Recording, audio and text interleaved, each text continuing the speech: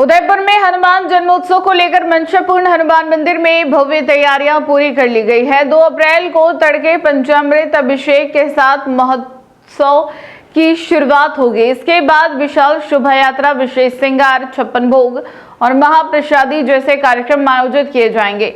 इस बार 1100 मीटर लंबी विशाल पाग आकर्षण का केंद्र रहेगी। मंदिर समिति ने श्रद्धालुओं से अधिक संख्या में शामिल होने की अपील की है।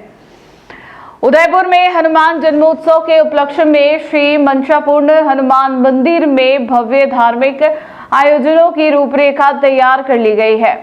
आयोजन समिति के सदस्य कैलाश सोनी के अनुसार महोत्सव की शुरुआत 2 अप्रैल को तड़के हनुमान जी के पंचामृत अभिषेक से होगी।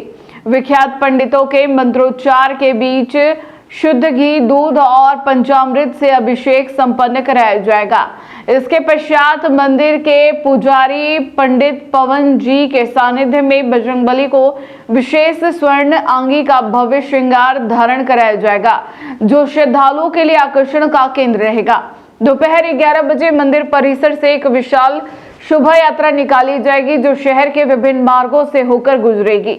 इस शोभा यात्रा का मुख्य आकर्षण 1100 मीटर लंबी विशाल पाग होगी, जिसके साथ ही सजे धजे हाथी, घोड़े और आकर्षक धार्मिक झांकियां श्रद्धालुओं में भक्ति का संचार करेंगी।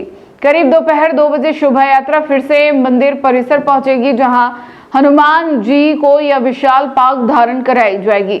शाम 5 बजे भगवान को 56 भोग और अन्नकूट का विशेष प्रसाद अर्पित किया जाएगा।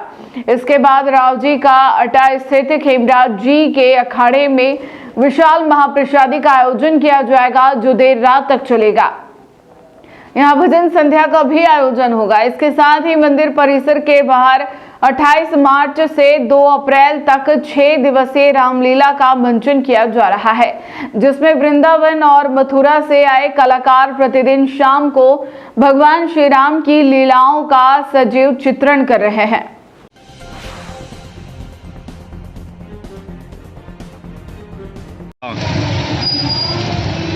हनुमान जन्मोत्सव पर श्री मंशापूर्ण हनुमान जी पर श्री मंशापूर्ण मित्र मंडल के तत्वाधान में 27वां 56 भोग महोत्सव बड़ी धूमधाम से मनाया जा रहा है।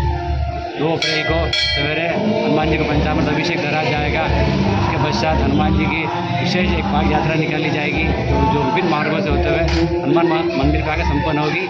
फिर हनुमान जी को पाग धराई जाएगी और शाम को 56 भोग धरा जाएगा। तत्पश्चात हेमराज राष्ट्रीय व्यायामशाला में भोजन प्रसादी का आयोजन रखा गया, जो देर रात तक चलता रहेगा और भजन संध्या का आयोजन भी वहीं रखा गया है। और अभी 28 मार्च से 2 अप्रैल तक हनुमान जी मंदिर के सामने रामलीला का आयोजन भी चल रहा है, जिसमें बड़ी संख्या में लोग आ रहे हैं और रामलीला का आनंद ले रहे हैं। कैलाश जी, वैसे आप नाम बताते हुए।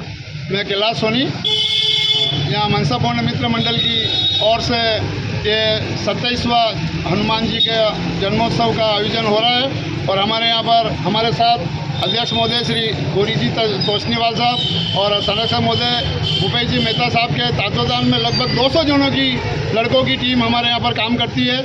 और महा 56 भोग होता है।